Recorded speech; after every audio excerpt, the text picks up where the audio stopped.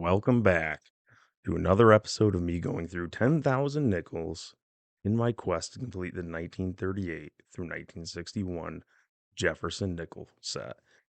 This was an absolutely incredible batch of nickels. While the numbers were not high, they were perfectly in line with the average, which is around 125 pulls. What I found was absolutely spectacular. As I predicted, I did find one key date Jefferson nickel, which happened to be a 1938 San Francisco. A tougher date, however, not one that I needed. Along with three Silver War nickels, none that I needed, three Buffalo nickels, one of which I did need, and three, count them, three Liberty nickels. Absolutely unbelievable. There's no reason I should be finding as many as I have in 250,000. But these boxers were somewhat goofy. I bought these around the end of November, and they have sat in my basement for the last few months. So, a problem that I noticed, a lot of these coins, since they're circulated, uh, they do have corrosion on them. They're dirty, they're passed around. Who knows where they come from? Some of that corrosion was starting to leak into the other coins. So, shame on me. Lesson learned. Thankfully, nothing of value, at least that I found, was destroyed. But a handful of these boxes, they had a very strong smell. This perfume scent, cheap perfume, and like dirty, stale, undusted home, if that makes sense. It was so bad that when I had those boxes open, the cats did not even want to be in the basement. I even had to have a window cracked for the one box. But believe it or not, those were the boxes that I had all my finds from: the Key Date, the Liberty nickels, the Buffalo nickels, the War nickels. But anyway, it was an excellent hunt. I've got some close ups of the finds, including a unique coin that was pointed out to me on the coin community forums by a guy that goes by Earl42. I found a beautiful 1939 Philadelphia that happens to be what's called a Type 2 with the reverse of a 1940. I am going to be slowing down my pace with these nickels. Going to get in some kind of a rhythm, just slowly chipping away at these 10,000 every couple of weeks. All right. Finally did it. 250,000 nickels searched. 250,000. All right. This hunt was seriously, not really sure if it might have been the best one, but it's definitely in the top three. Found a Key Date Jefferson nickel. Unfortunately, it was not one that I need, but it is a very sought after one. Lots of buffaloes and unbelievable, three Liberty nickels. Just absolutely stupendous. Several Canadians, a couple of modern coins as well. All right, let's begin up here. I did find first year, 1938 Philadelphia, the very first year that they minted the Jefferson nickel. Over here, the semi key date spot was filled on the board. A 1938 San Francisco in not the best of condition. So I'm sure this nickel looked like this initially. These boxes, over here and show you. So this box, there's $500 of nickels. And all of these boxes, let me move those out of the way. These have been in my basement for months and just sitting next to each other. So while I was going through these, yeah, look at all that wrappers. If there was any kind of corrosion, these nickels were experienced it with the coin laying next to them. But I don't think it would have mattered too much in this instance. But yeah, 1938. We'll even flip it there. Look at that. Still amazes me you can find these coins in circulation. There's the S. Wow. So that was a spectacular find. Found several 1939 Philadelphias, which, as many of you have known, just plague me because I need the 39 Denver. Look at this absolute beauty. Now, I got on the PCGS website, self-determined the grade somewhere between AU 55 and AU 58. It's a high grade, almost uncirculated nickel. Now, what makes this so special? I am not really into the types and varieties. I don't have time for it, and it kind of doesn't interest me unless it's a 1955 wheat cent. That's a double die. However, this one is a type 2 reverse. You can tell by the S that's on the back here. I'll see if I can put a further description up later in the video. And it has well-defined steps in here as well. I never would have known this. So this is a pretty rare nickel in itself. And then the fact that I even found it in this type of condition, I mean, this will never happen again. So depending on line, I've seen these go as low as $11, and I've seen them go as high as $51. So pretty cool. So this one's going to stay over here all on its own. Now, continuing down the board, lots of 1940s. These are all common dates.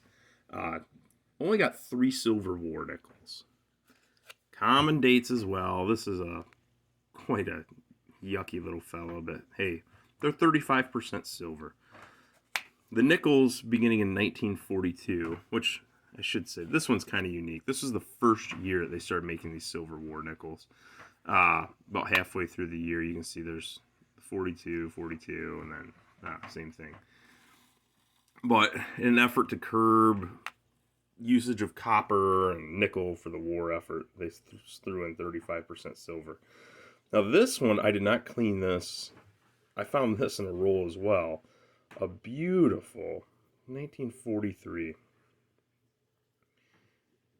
This is probably only the second war nickel I found in a condition like this. So I would say it maybe has luster, but it definitely looks a lot better than what these typically look like, as you can see by the example on the right. That's typically what they look like. Anyway, moving on down. Just an absolute stack of 46s. Common year, nonetheless. Anything else cool in here? That was about it. Alright. Well, coming over here. The Buffalo nickels. Get that 39 out of here for just a second.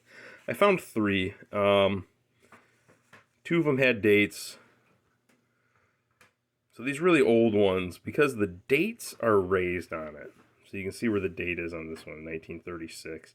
If you were to rub your finger on that, you'll be able to tell that it's raised higher than the coin itself.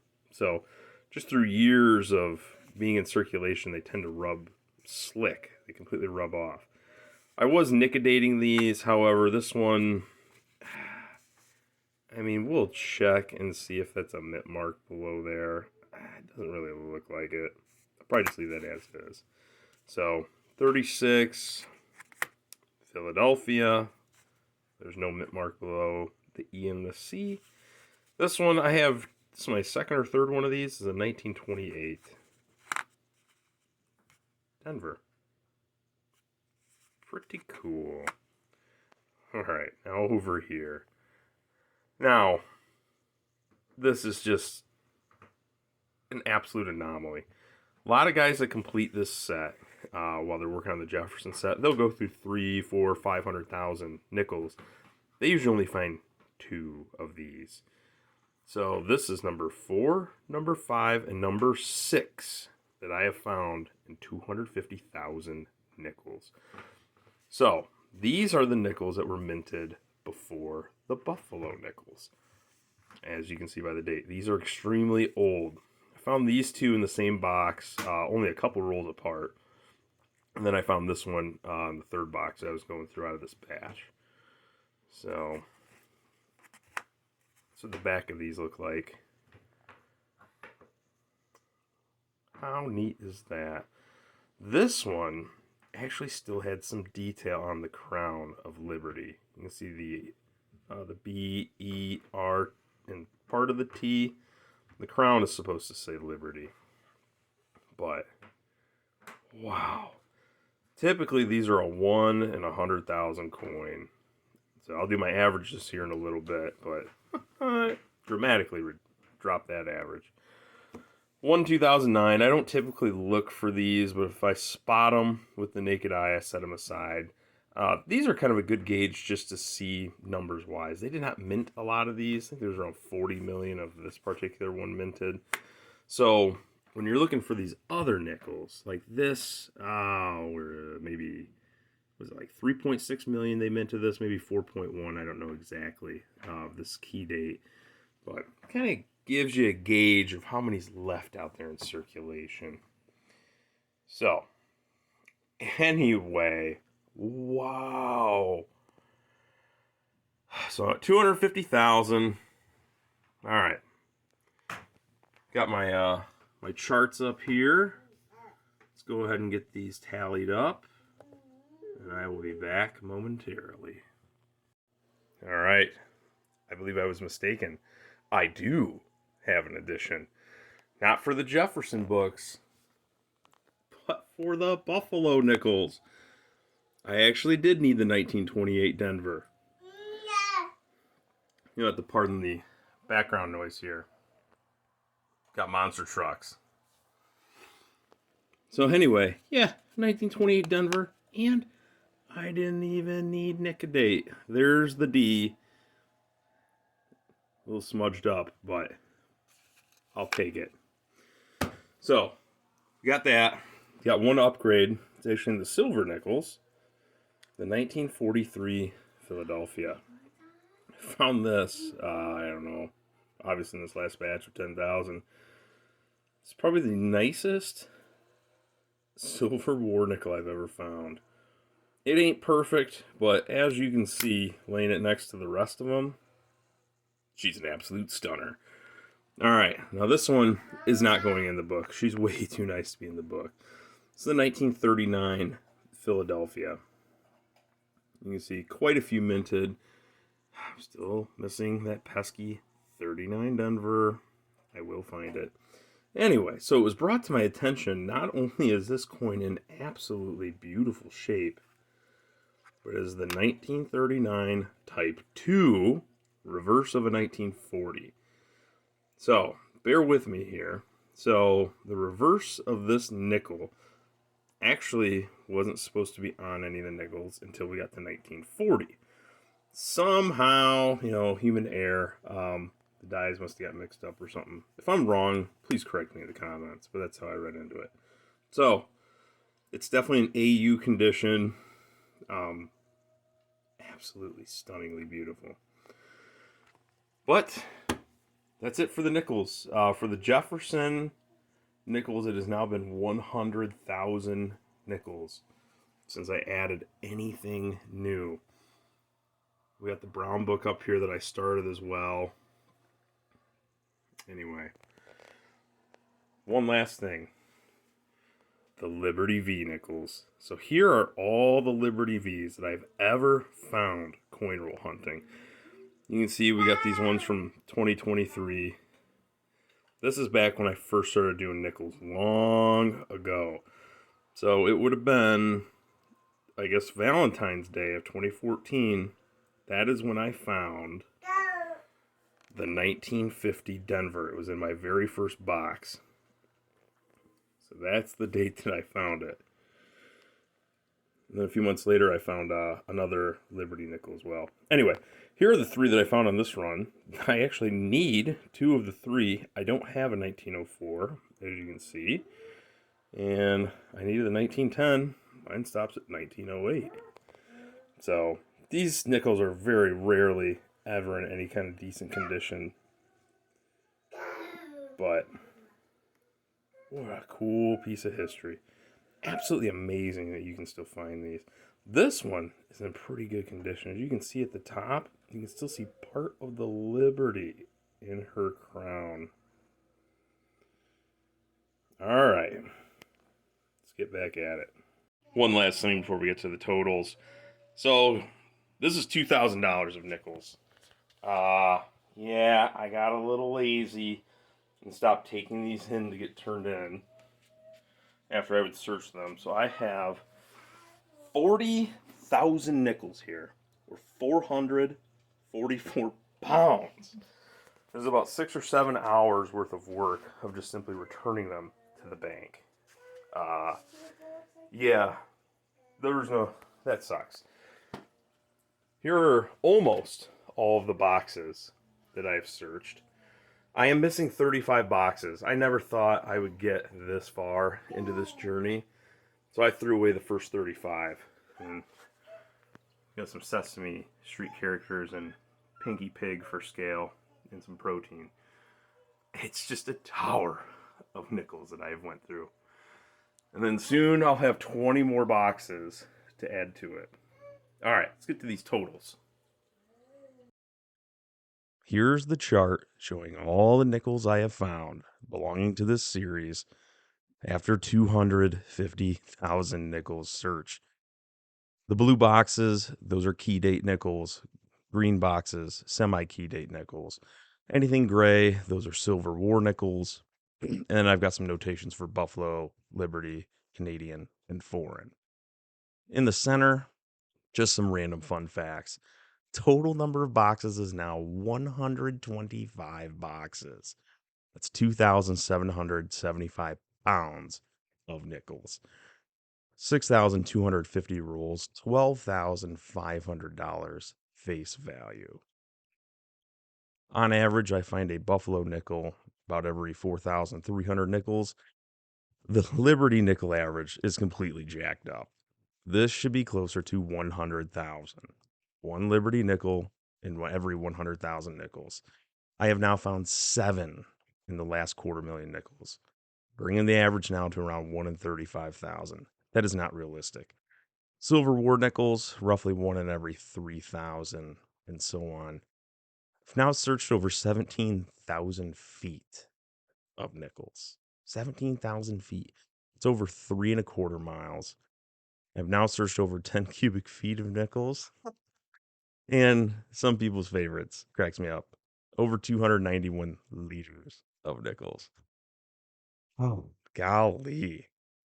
And I still have not found the 1939 Denver or the 1943 Denver or another 1950 Denver. Anyway, here's one of the 3 Liberty nickels that I found in this hunt. It's a 1904, which I did need for my collection. Also found a 1910 that I needed, not in the best of condition. This one, though, I believe this is the first Liberty I found where there's actually still some detail in the crown. You can see there's a little bit of letters in Miss Liberty there. It's got the BER and a little bit of the T. Anyway, still just amazes me. This coin is 120 years old, still floating around out there in circulation. What a neat piece of history. And here is this absolutely stunning 1939 Philadelphia that I found in one of the boxes. I got on the PCGS website and I determined this is a grade of somewhere between about an AU 55 and an AU 58, meaning it's a high grade, almost uncirculated. There's some little scratches in there, but full of luster. I mean, this thing stuck out. I actually almost passed it up. I almost mistook it for a 1989. Now, what's unique about this? I've got this forum, the coin community forum that I belong to. I posted this find on there, and a couple of guys were like, "Whoa, you got a special one there. It's a 1939 Philadelphia Type 2 reverse of 1940." So, correct me in the comments if I'm wrong. But the reverse on this nickel was not supposed to be minted until 1940. There was like a changeover, something like that. Anyway, it doesn't look like the early mintages of the first run of the 1939s. They have the reverse of the 38. Anyway, kind of neat. Welcome addition to the collection. And surprise note, I went back through all my 1939s that I have because I have well over 130 of them, and I found a second one. When I found it, I have no idea, but hey, pretty cool. Anyway, that's all for now. Thanks for following along. The next goal is 300,000 nickels. Maybe, just maybe, I'll find a 39 Denver or a 43 Denver. And as always, if you have any questions, feel free to leave a comment below. Thanks for watching. And before you go, please check out the link in the description.